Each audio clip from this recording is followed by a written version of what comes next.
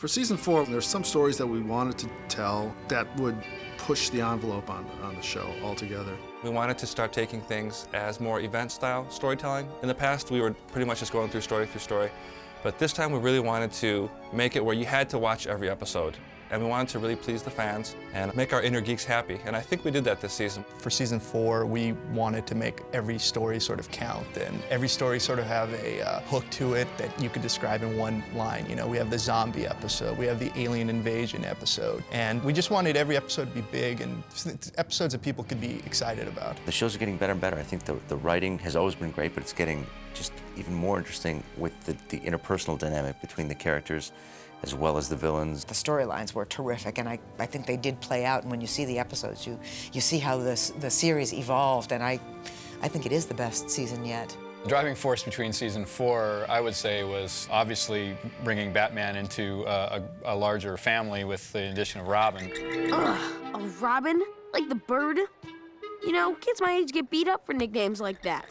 You know, when we started off season 1 of the Batman was a loner, and we've been tracking his development as a crime fighter, and he's been relying on more and more people as he's gone along. And so season 3 focused on the addition of Batgirl, and and the natural progression was the addition of Robin. We brought Robin in on season 4 as opposed to previous seasons because he was tied up in the Teen Titans show, so it was time. Robin is an interesting character in that he brings an element of freedom and lightness to Batman's world. Batman is a very grim-driven character who keeps a lot of his thoughts and emotions to himself. And the fact that he has any emotion to spare on this kid tells the reader or the viewer that he's not completely a lost soul himself. He becomes a father figure without question. He's something of an older brother. He's everything to Robin. Robin started in the comic books in 1940.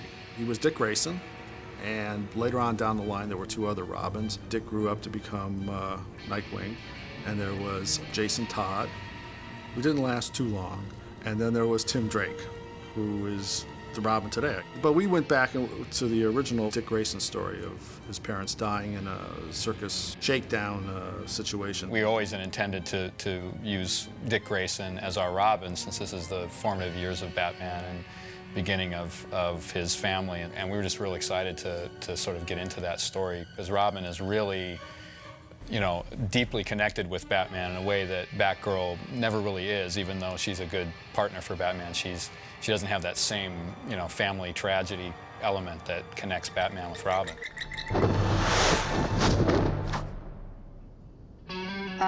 Who's the pixie? Robin, official partner to the Dark Knight. The relationship with Robin and Batgirl was very tumultuous in the beginning, because it's basically like you have a new brother or a new sister and you're jealous. So we played it out more like a family, where he was the stern father and those two were the arguing kids all the time, which was fun because, again, the show needs to have humor, and that's a good, ripe source for humor. For better or worse, Batman has forced Robin and Batgirl to look upon each other as family members. And like all families, there are good and bad things that come out of that relationship. And I think that that's one of the fascinating things to explore within the Batman universe. I think Robin helped focus his character in the sense of him learning how to deal with others, forming the Bat family, and learning to work well with people.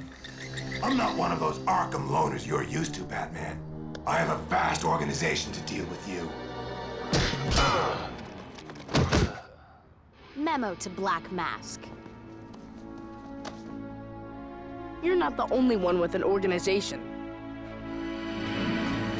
How we decide to add new villains or just use the Rogues Gallery, what percentage it is mainly based on the stories we want to tell. If we have a bunch of new stories that don't exist with any villains that make any sense, we'll make up a new one. But if there's a story about how we want to test Batman's mind, we'll probably use the Riddler. It grows organically out of the story process. Mike Jelenic and I, we'd sit there and we'd hammer out the stories and we'd figure out a way to just make it work with whatever we really need for that story. We definitely wanted, going into the 4th season, to throw in more villains. I think the first 3 seasons were very Joker and Penguin heavy, and we didn't want to overuse those characters. So when they were featured, we wanted their appearances to count. So with that in mind, we looked at who would be cool, who haven't we used before. This season we gave ourselves this mandate to make the best season ever. Part of that would be bringing back the villains that the fans would want to see, and Harley Quinn has always been a Batman villain that people love. Hi, hi, Gotham! Holly's back for a special farewell show! Everybody's been talking about, bringing Harley Quinn in since day one. And, it's such a sacred character. And everybody was a little nervous about, reinterpreting her. And we came up with a good solution, and it was get Paul Dini to write the episode. Paul Dini, who created the character with Bruce Timm. Harley Quinn's introduction into the Batman came out of a desire to put characters who had become iconic over the last 15 years into the new show. So it seemed only natural that she should appear in the new show, or some new version of her should appear. The Joker-Harley relationship is one of the most dysfunctional relationships in comics and animated TV. There's a little bit more of an equal footing in this new relationship between the Joker and Harley. She was never really the hench girl in this new version that she was in the old version. It's more like she and the Joker have a couple of fun nights on the town, and he helps her pull off something that she wants to do. That immediately puts her more as a peer and an ally than a girl who scurries after him going, yes, Mr. J. It's that demented relationship that people are fascinated with, her and the Joker. She's just funny. I mean, if you can put comedy into these crazy, action-packed, some would say violent situations, I mean, so much the better. I mean, she's just fun. I think she just appeals to people in so many different ways. She just, on the surface, is just, she's a cute girl, and and everybody likes that. But at the same time, she's such a bad girl. And when it comes down to it, she can be absolutely vicious. And I think that's just fascinating to people. This is the end for all of you. This season, the arc of the show is it's introducing Batman to new players. And the first show was with Robin, and then we go on to have Robin and Batgirl and Batman be a team. And so Batman's world starts to open up until the very end, where he meets the Martian Manhunter. For season 4, we wanted to expand that his role is bigger than the community of Gotham. He's like a superhero of the world, even of the galaxy, once we're throwing in, Martian Manhunter. And I think Martian Manhunter helps illustrate his expanding importance as a superhero. I'm not the only thing from outer space that's come to Gotham, but right now I'm the only thing that can stop it. Stop what? Invasion. Alien invasion. The end of your world. I mean, the stories are even bigger in scope this year. They really are. And towards the end of the season, can't give anything away, but we get to work with some other DC characters in a really cool way. Yeah, you gotta watch through the end, because the end of that season is just...